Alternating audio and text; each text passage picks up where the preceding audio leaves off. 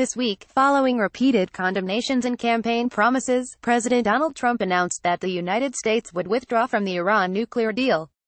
In a speech, he labeled the deal disastrous, horrible, one-sided, and great embarrassment.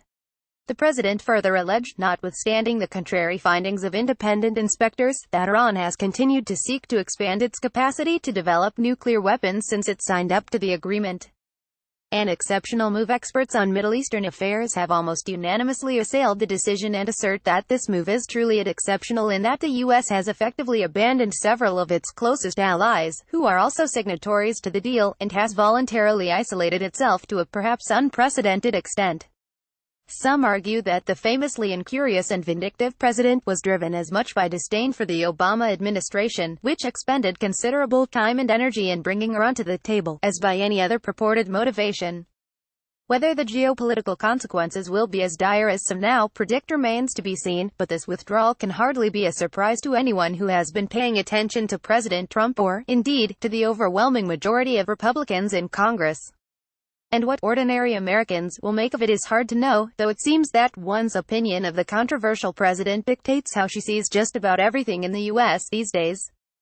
The repudiation of the Iran deal, which rather incongruously comes shortly before a potentially momentous meeting with the supreme leader of North Korea, Kim Jong-un, emerges as the Trump presidency chaotically and simultaneously veers down two tracks into America's two tracks. The mainstream media breathlessly reports on a wide array of almost daily revelations that may ensnare the president and precipitate his impeachment and removal from office, the payment made to porn star Stormy Daniels and possible violation of campaign finance law, the raid on the office of Trump's fixer, Michael Cohen, and what it might have unearthed, the widely held view that Robert Mueller's investigation is finally nearing its explosive conclusion, the revolving band of lawyers retained by President Trump and the central role of former New York Mayor Rudy Giuliani, and on and on.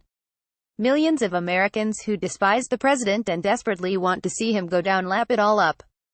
Some in the media and in politics who oppose him most virulently latch on to any negative rumor, regardless of its evidentiary foundation or basis in fact.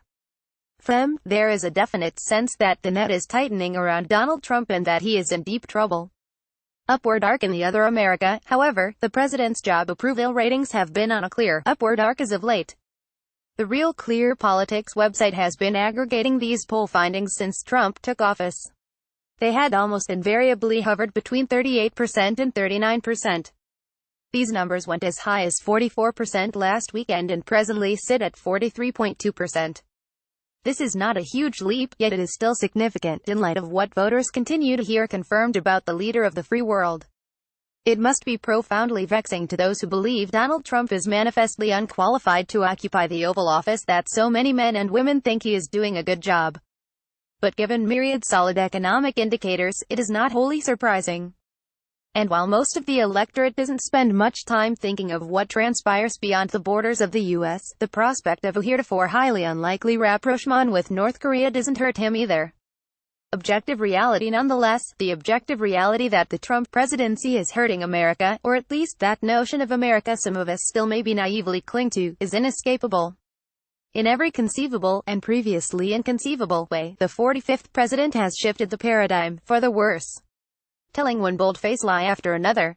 Running the White House like it is one interminable episode of The Apprentice. Approaching complex issues at home and abroad with a willful lack of concern for detail or nuance. None of this was acceptable in the past. With President Trump, what was once unacceptable is now normal. And that he has created new normal, while holding fast or, by some metrics, increasing his standing in the polls means that his enemies, who seem more confident than ever of his imminent demise, may be getting ahead of themselves. In this vein, it has become conventional wisdom that Democrats will do extremely well in November's midterm elections and should win back the House of Representatives from the Republicans. History, as well as some polling data, suggests a strong performance.